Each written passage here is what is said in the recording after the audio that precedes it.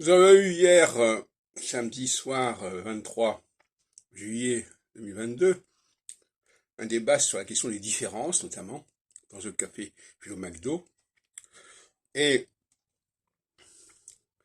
toute la question est de savoir quelles sont les différences majeures et quelles sont les différences secondaires. Quelles sont les différences fondamentales qui sont indéniables, qui sont structurelles, et quelles sont les différences qui sont des superstructures, qui sont des épiphénomènes, etc. Alors, là-dessus, on est arrivé à l'idée que la différence entre les hommes et les femmes a été une différence fondamentale, qui n'était pas quelque chose qu'on pouvait construire, qu'on pouvait inventer, qu'on pouvait modifier, malgré certaines prétentions. Mais en dehors de cela, alors on a parlé aussi de l'âge. Bon, les différences d'âge, elles sont par définition variables, puisque au fur et à mesure, l'âge change. Bon. Alors, je voudrais parler des différences au niveau politique, qu'on a d'ailleurs abordé également, à savoir qu'il y a des différences de frontières, des différences de langue, des différences de race, etc., mais qui peuvent être niées. Alors là aussi, il y a eu ce sujet avec un de nos participants qui considérait que les races étaient une différence secondaire.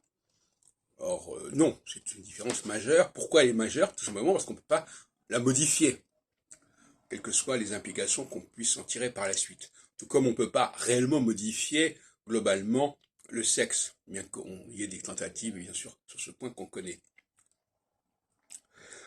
Et une différence aussi qui est importante, qui a été abordée, c'est la question de la lutte des classes. Est-ce qu'on peut abolir le fait qu'il y a des chefs et des employés, par exemple? Qu'il y a les gens qui sont au-dessus, les gens qui sont en dessous. Bon, alors ça aussi, ça peut être contesté, mais est-ce que ça peut être modifié fondamentalement? Il ne semble pas. Alors, un point qui m'a toujours intéressé, c'est la question des empires. Les empires sont des réalités beaucoup plus fondamentales que les nations, paradoxalement. D'abord, les nations, elles peuvent très bien passer d'un empire à l'autre. On pense au cas de la Pologne, par exemple, qui a été divisé entre l'empire austro-hongrois, l'empire russe, etc. Bon, l'empire est une réalité majeure. Empire militaire, empire, comment dirais-je, culturel, empire linguistique. Il n'y a pas un nombre illimité d'empires dans le monde. Ça peut être une dizaine.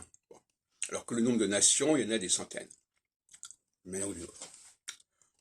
Voilà donc un certain nombre de questions qui se sont posées et qui sont essentielles au niveau astrologique parce que il y a des périodes où l'on va chercher à faire ressortir ces différences majeures et des périodes où on va essayer de les occulter en mettant en avant des différences mineures. Et inversement. Donc il y a une guerre au niveau de ce qui est majeur et de ce qui est mineur. Une guerre culturelle, une guerre idéologique.